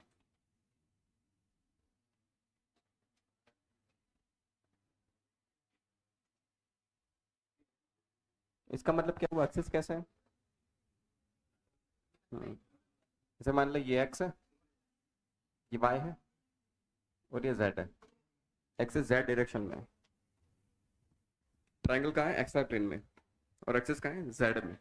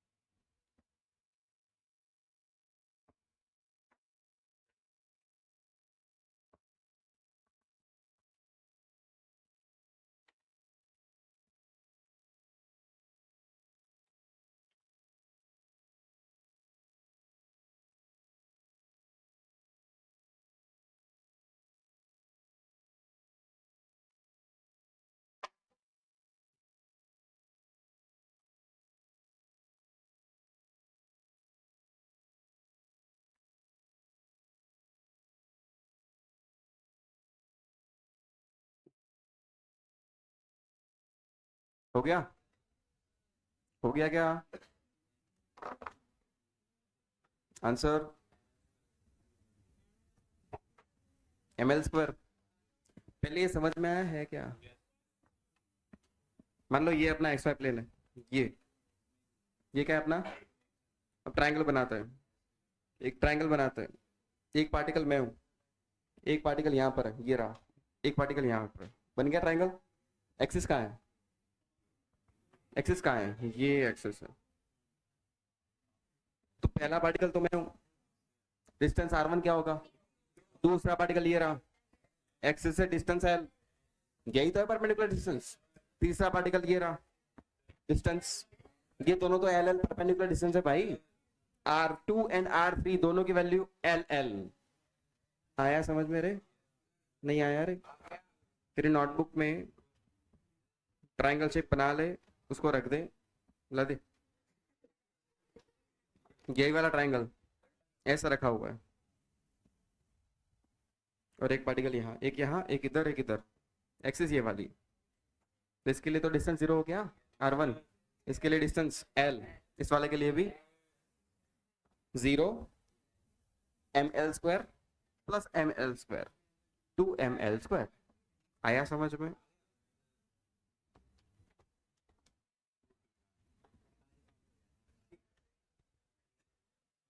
परपेंडिकुलर डिस्टेंस ये और ये, total I m into 0 ml², ml², 2ml²। ये थी एक्सिस 1। इसके लिए मैंने लिख दिया I1। अब मैं एक्सिस चेंज कर रहा हूं, ये एक्सिस है, ऐसे घुमा रहा है। सेकंड एक्सिस XY प्लेन में ही पड़ी हुई है।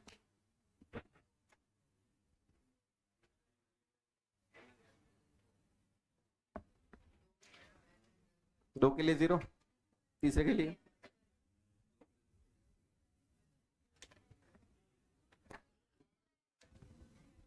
इसको आसान करना हो तो ऐसे बना ले, ये एक्सिस है, ये एक्सिस है।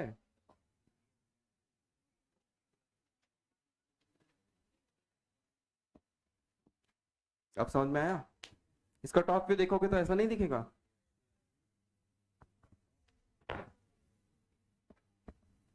टेबल को ऊपर से देखोगे, एक पार्टिकल यहाँ पड़ा है, दूसरा यहाँ पड़ा है, तीसरा यहाँ पड़ा हुआ था। ये एक्सिस है आपकी, ये एक्सिस है, तो दो पार्टिकल से पास हो रही है, तीसरा यहाँ पड़ा हुआ है। ऐसा नहीं दिखेगा? ऐसे बना ले, आसान रहेगा। आंसर बोलो। इसके लिए R1, इसके लिए R2, इसके लिए R3। R3 की वैल्यू क्या L के बराबर है? नहीं, ये लेना पड़ेगा। ये 60 होगा, तो ये क्या हो गया? L sin 60, L√3/2। नहीं समझ में आया भैया? तो final answer I2 M L² 3/4। Clear है? Doubt doubt doubt doubt?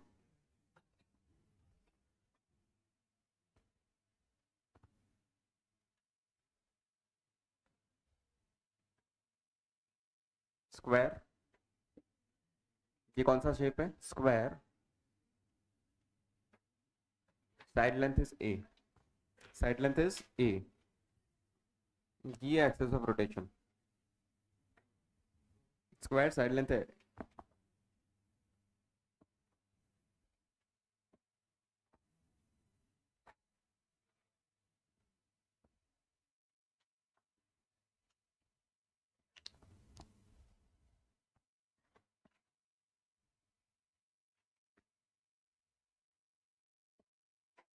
Table पे पड़ा हुआ एक्सिस ऑफ रोटेशन,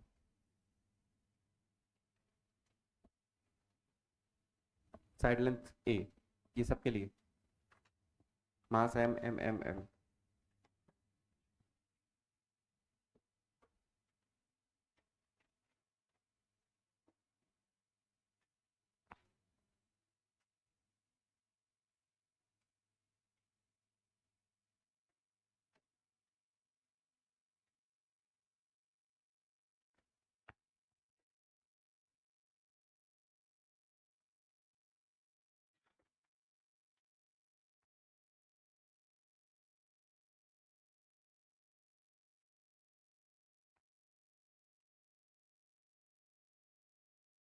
ए,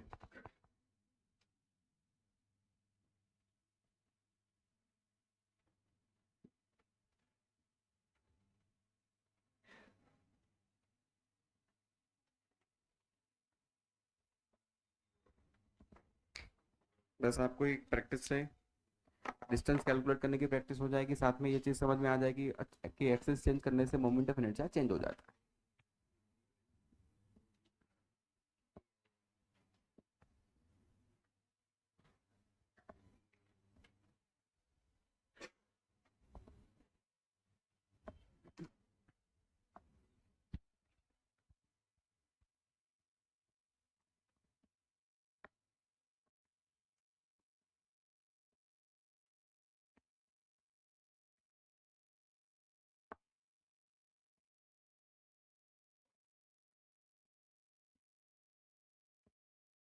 हो गया? लिख दो मैं क्या कर रहे हो?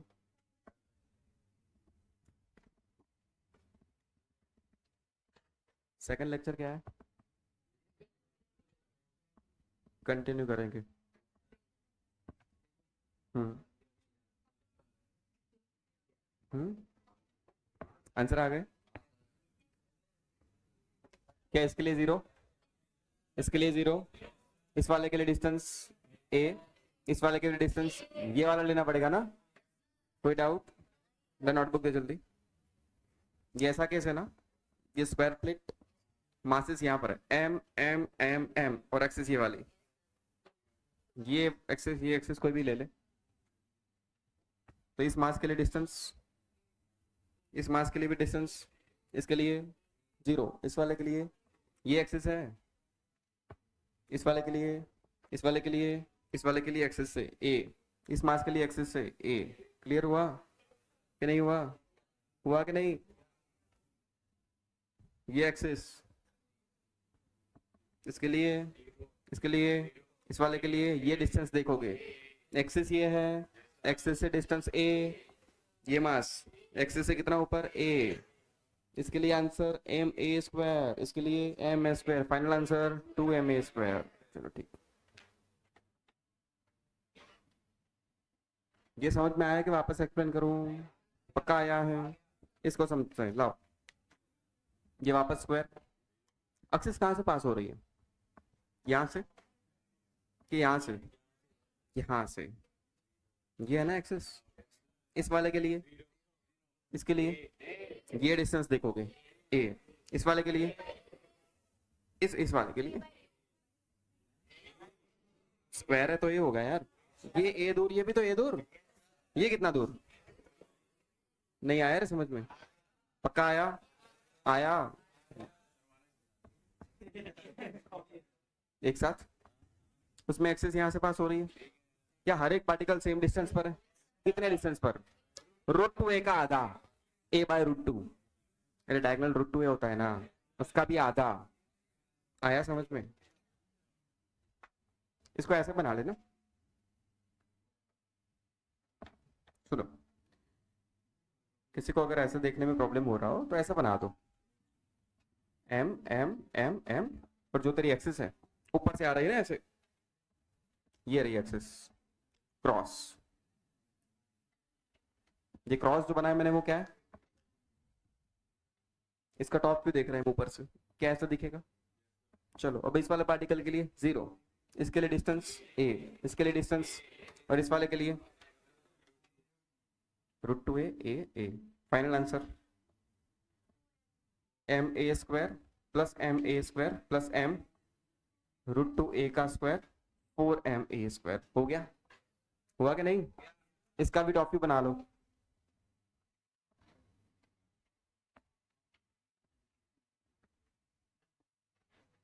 एक्सिस कहां से पास हो रही है? सेंटर से, ये रही एक्सिस, क्रॉस का मतलब क्या है? एक्सिस। तो हर एक का डिस्टेंस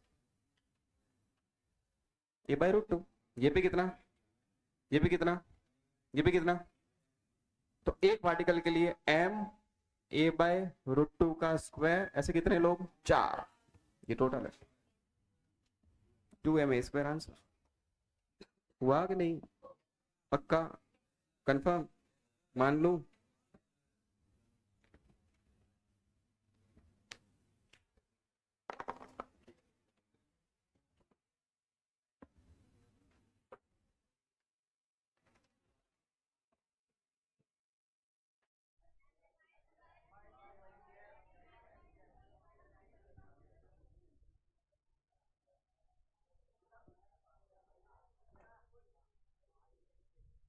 चलो लेमड़ा क्या होगा? लेमड़ा प्रोसेस कैसे करेंगे जल्दी बताओ। एक्स पे गए, dx लिया, dx में dm, लेमड़ा dx, जल्दी जल्दी लिख रहा हूँ यहाँ पे, समझ में आ रहा है ना? x पे गए, dx लिया, तो छोटे से dx में dm आएगा, dm क्या होगा? लेमड़ा dx, लेमड़ा की value M by L D X, इसके लिए D I D M into X square, D M X square सही है, डी एम की वैल्यू एक्स स्क्वायर मैंने पहले लिख दिया। अब इसको क्या करना है, इंटीग्रेट। यहां तक तो सेम चल रहा है, जो लास्ट क्वेश्चन में था वही किया है मैंने। इंटीग्रेशन के लिए लिमिट चेक करनी पड़ेगी, एक्स की वैल्यू माइनस डी, सही है। तो आई एम बाय एल बाहर आ जाएगा, एक्स स्क्वायर का इंटीग्रेशन बचेगा, लिमिट माइनस डी से एल माइनस डी तक जाने वाली है। M by L X square का इंटीग्रेशन एक्स क्यूब बाय 3 बाहर लेता हूँ, लिमिट माइनस डी से L minus D, answer M by 3 L minus D cube minus minus के प्लस लिख दो सीधा प्लस,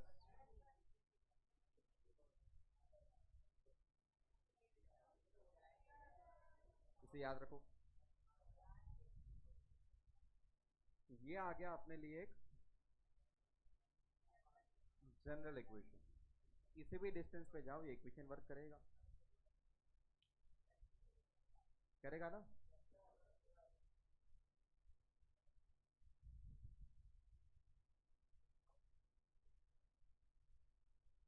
अरे अरे, ओ, ए,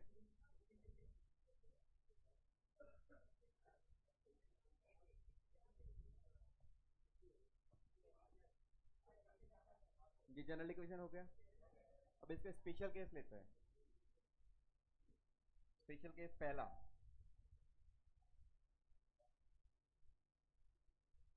ये सेंटर है। अच्छा, अगर ये सेंटर तो डी की वैल्यू क्या हो गई, डी की वैल्यू इस इक्वेशन में डी क्या है, एक एंड से डिस्टेंस, मतलब ये डी एल बाय 2 के बराबर हो गया है। तो यहां प्लेस करो M by 3 L minus D, मतलब एल माइनस एल बाई 2 का क्यूब, प्लस डी मतलब एल बाई 2 का क्यूब। ये सही है। ये क्या बचेगा, एल बाई 2 क्यूब कर लो, एल क्यूब बाय 8, ये भी L cube by 8, 2 times L cube by 8, M by 3 L 2 L cube by 8, answer क्या वही आंसर है जो पहले आया था, तो वो भी सही आ रहा है।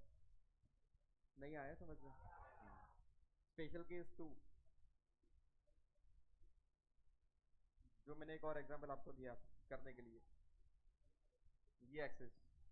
अब बताओ डी की वैल्यू, डी की वैल्यू 0, यहाँ डी की वैल्यू, तो इसके लिए डी 0 होगा।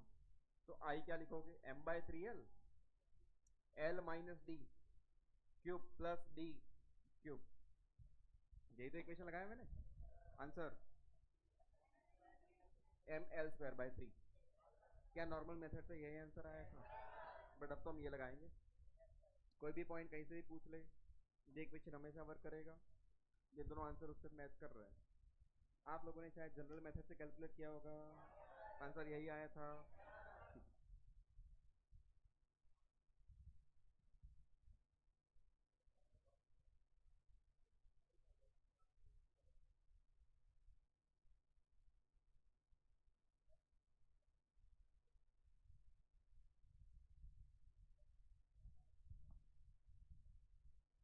कितना हो गया,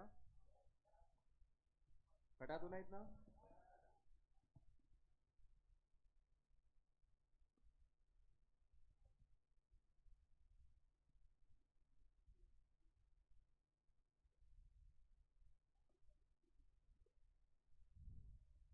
अब रोड में ये केस था, वो एंगल वाला,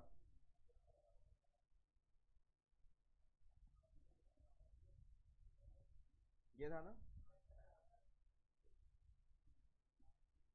मास कितना था, लेंथ कितनी थी, तो लेमड़ा क्या हो जाएगा, प्रोसेस करने का तरीका सेम रहेगा।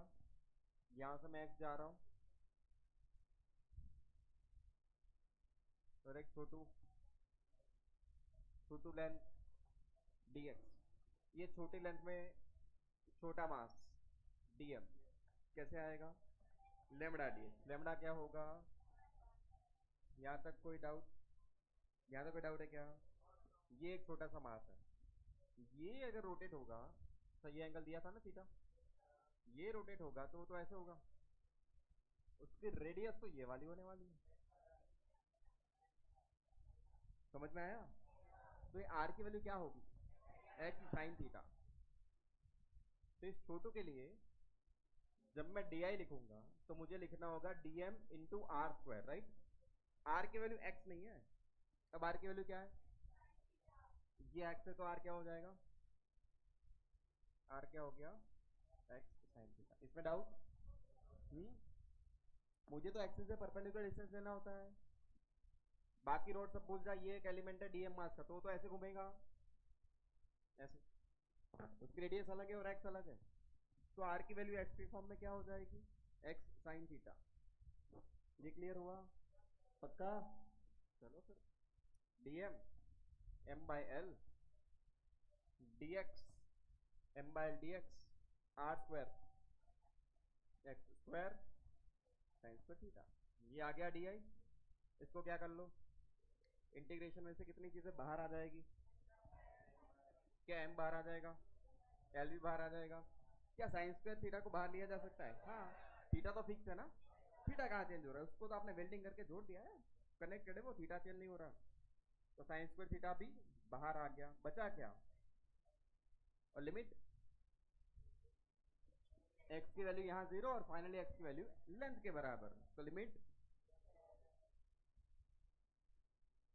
M by L sine square theta X square का integration X cube by three, limit place कर दोगे तो L cube by three. Answer क्या बचा? M L square by three sine square theta. इसको भी याद रखना है, M L square by three sine square theta.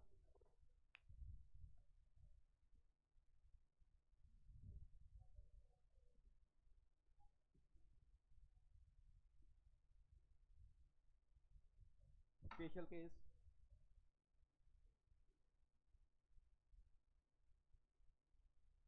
Answer क्या था इसका? M L square by three.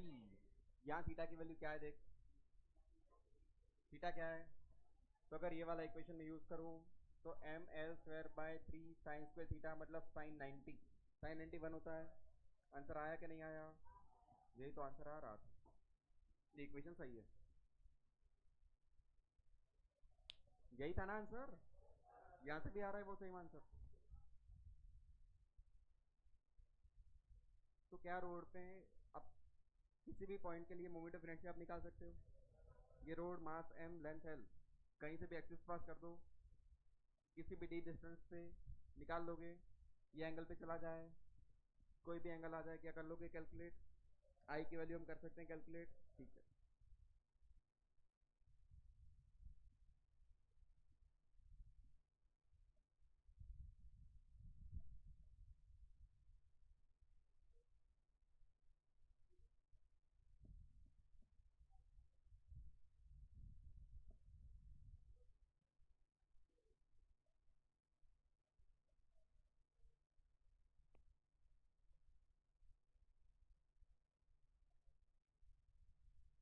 इसका आंसर क्या होता है बताओ?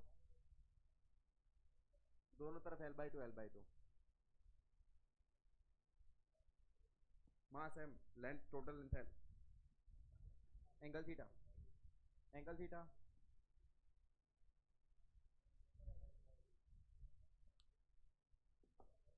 अब कुछ चीजें आप बाय ऑब्जर्वेशन डायरेक्ट बोल सकते हो, M L square by 12 sine square theta.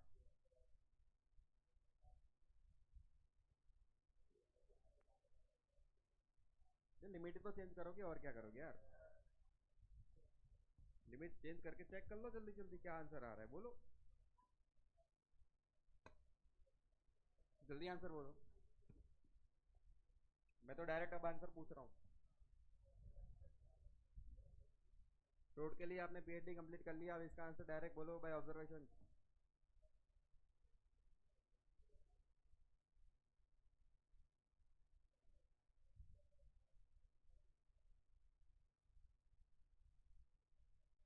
क्या यहीं पे आप माइनस L/2 से L/2 कर लोगे? तो क्या बन जाएगा? 2 times L3/8। Final answer mL²/12, मतलब आंसर रहेगा mL²/12। सही है। इसका स्पेशल केस क्या यही था?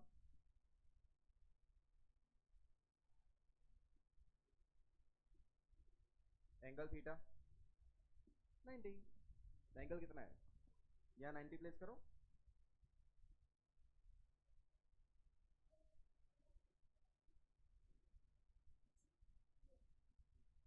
यही तो स्टैंडर्ड आंसर था।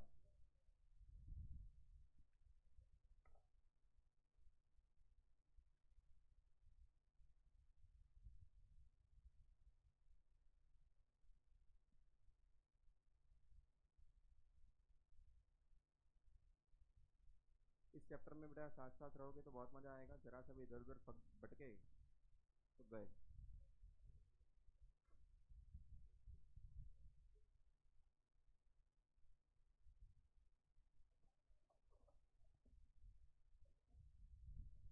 ये दोनों चीजें क्लियर है। Next ring.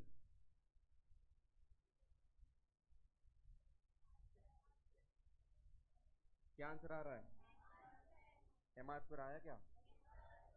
सही आंसर है। कैसे करोगे? थीटा पे जाके डी थीटा। बहुत अच्छे। मैं तो वो भी नहीं करूंगा भाई, थीटा पे डी थीटा भी मैं तो नहीं करने वाला।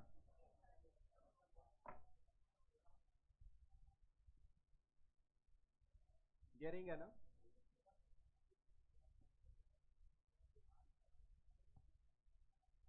ये रेडियस आर। मास रिंग पे फैला हुआ है। मास कहाँ फैला हुआ है? रिंग पे। आप लोग कह रहे हो थीटा पे जाओ डी थीटा लो। कुछ लोगों ने लिया शायद।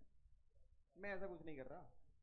यहाँ एक एलिमेंट लिया मैंने बस, डीएम मास का। अब सिर्फ एक डीएम है। क्या है वो? डीएम कितना दूर है? डीएम कितना दूर है? डीएम कितना दूर है? तो इस डीएम के लिए सीधा डीआई लिखो। क्या डीएम इंटू आर पे लिखोगे? जितने भी डीएम लोगे क्या हर एक डीएम इतने ही डिस्टेंस पे आने वाला है? कोई मास ऐसा हो सकता है जो अलग डिस्टेंस पे आ जाए? इसको इंटीग्रेट कर लेते हैं। आर तो डीएम क्या है? एक एलिमेंट का मास। और इंटीग्रेशन का मतलब क्या होता है? सबको जोड़ दो। सबको जोड़ दोगे तो क्या रिंग का पूरा मास मिलेगा? रिंग का पूरा मास क्या है भाई? बड़ा है आंसर।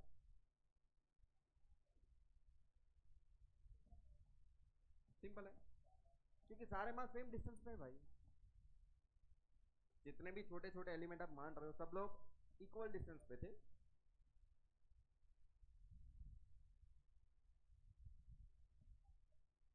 क्या? हाँ, सारी चीजें याद रखनी है। याद रखना है नहीं रखना है पूछ रहे हैं।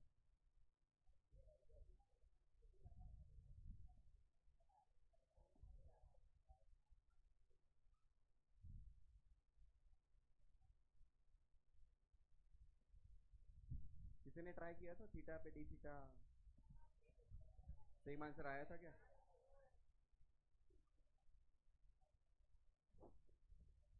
क्योंकि मोमेंट ऑफ इनर्शिया डिपेंड करता है मास डिस्ट्रीब्यूशन पर। ये रिंग थी, ये एक्सिस थी। एक्सिस से हर एक एलिमेंट कितना दूर है? आर। तो हर एक डीएम के लिए मोमेंट ऑफ इनर्शिया क्या लिखोगे? DM R square, DM R square, DM R square, DM R square, DM R square, DM R square, DM R square. सबको जोड़ दो। आर स्क्वायर तो बाहर आ गया। सारे डीएम को आप जोड़ रहे हो, टोटल मास बनेगा वो तो। पहला डीएम दूसरा डीएम सबको ऐड कर रहे हो तो वो क्या बनेगा? Total mass. सीधा आंसर है। नहीं समझ में आया भैया? आया गया?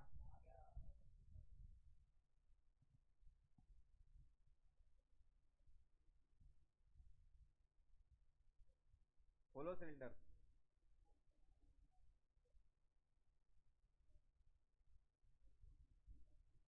होलो सिलेंडर पीवीसी का पाइप मान लो, इस टाइप का, एकदम पतला, थिकनेस बहुत पतली है।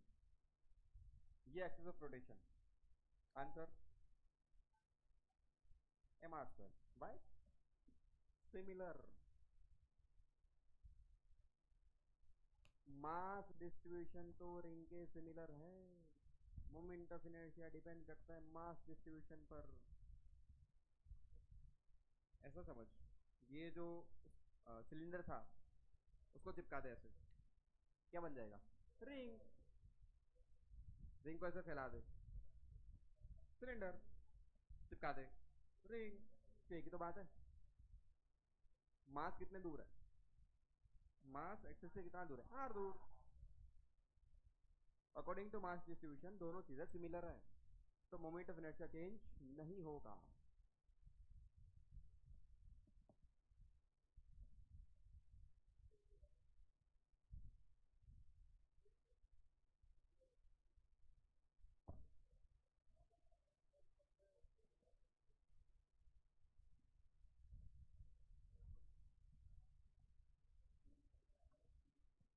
अच्छा, इस रिंग को ऐसे ऐसे सोच, ये रिंग,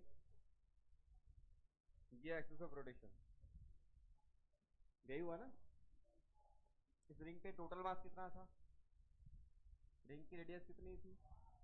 आपने रिंग को ऐसे तोड़ा, डीएम डीएम डीएम डीएम, ये एक डीएम, तो इसी एक डीएम का मोमेंट ऑफ इनर्शिया लिखा डीएम इंटू आर स्क्वायर। फिर उसको इंटीग्रेट करते पता चला कि सारे डीएम को जोड़ना पड़ेगा, हर एक डीएम को जोड़ दो, क्या मिलेगा? पूरा मास। समझ में आया?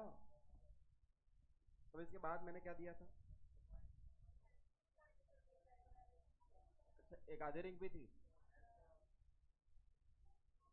एक्सिस तो यही थी, answer again M R square. Reason, mass तो वही है। यहाँ तो अगर एलिमेंट लेगा डीएम, कितना दूर?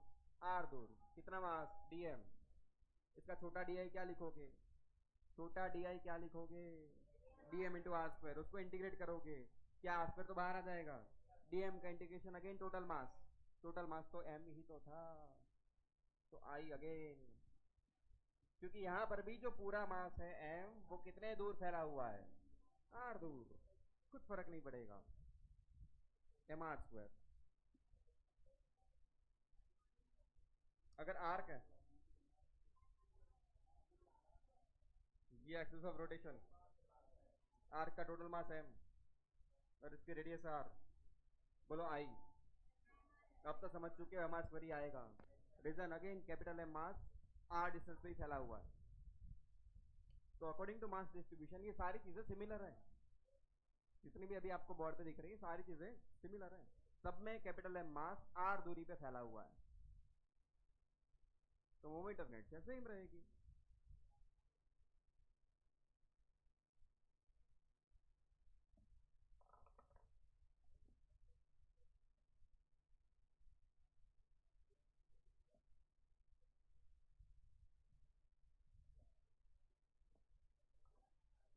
ये एंगल कोई भी हो, हमें कुछ नहीं फर्क पड़ने वाला, ये मैंने लॉजिकल आंसर्स बता दिए, चाहो तो आप इसे कैलकुलेट भी कर सकते हो जैसे हमेशा करते हैं, थीटा पे जाओ, डी थीटा लो, आंसर लाओ, यही आएगा।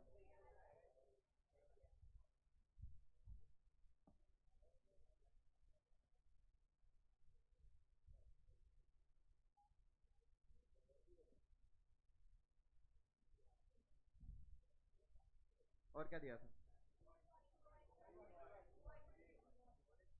क्यूब वाला दिया था।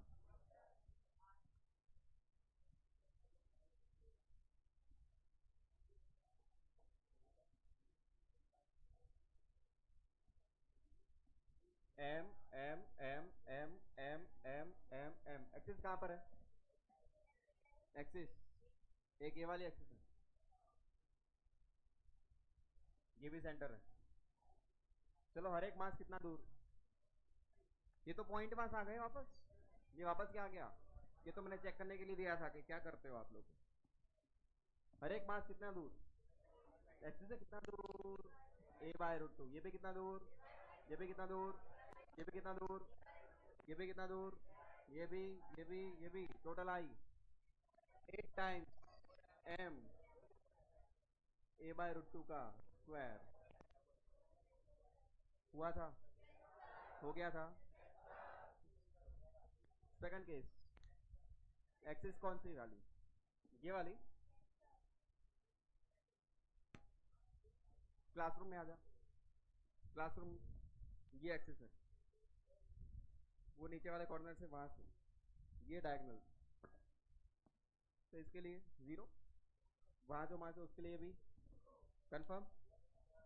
ये वाला मास कितना दूर, ए, वहां जो ऊपर है वो कितना दूर, ए, ये ठीक है, ये ठीक है, ये कितना दूर, a/√2। a/√2 कहां से लिखोगे, ये होगा ना परपेंडिकुलर डिस्टेंस, ये परपेंडिकुलर होगा बेटा, इसके लिए a, इसके लिए भी a, इसके लिए a/√2, इसके लिए भी, इन चारों के लिए मैंने लिख दिया।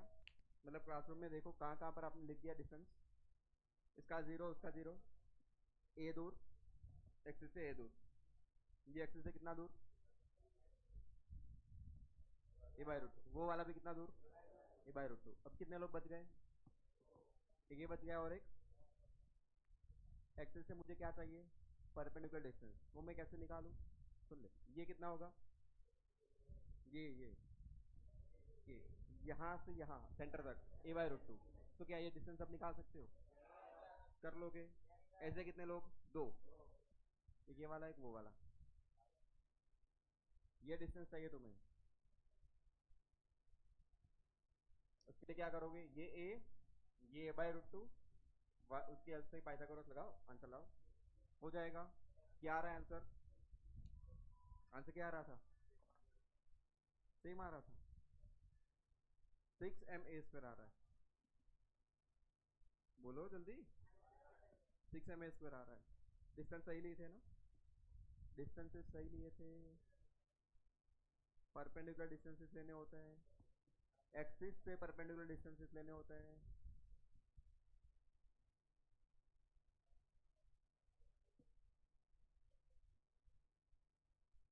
क्लासरूम इमेजिंग कर लो, खुद सोचो, अपने आप दिखेंगे डिस्टेंस।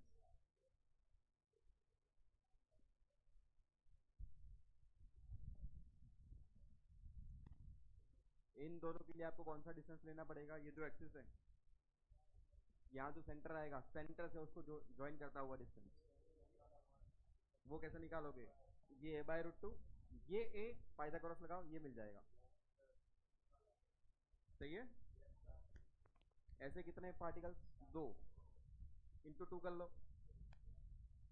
ए वाला वो भी ए वाला, ऐसे भी 2 है, करूं मैं,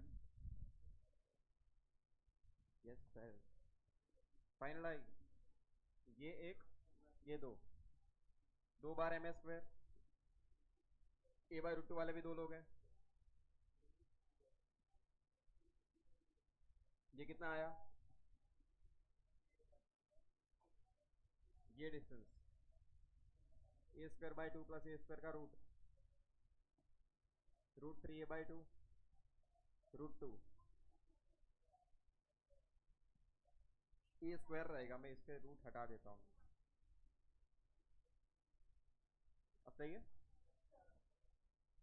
ऐसे भी 2 लोग, 2m, ये दोनों भी मर जाएंगे स्क्वायर होने के बाद, 2ma², एक ma², 3ma², आंसर 6ma², हो गया, चलो ठीक है, कितना ही दिया था, चलाओगे तो इतना पहले, कल तो नहीं आओगे मंडे, पहले इतना एक बार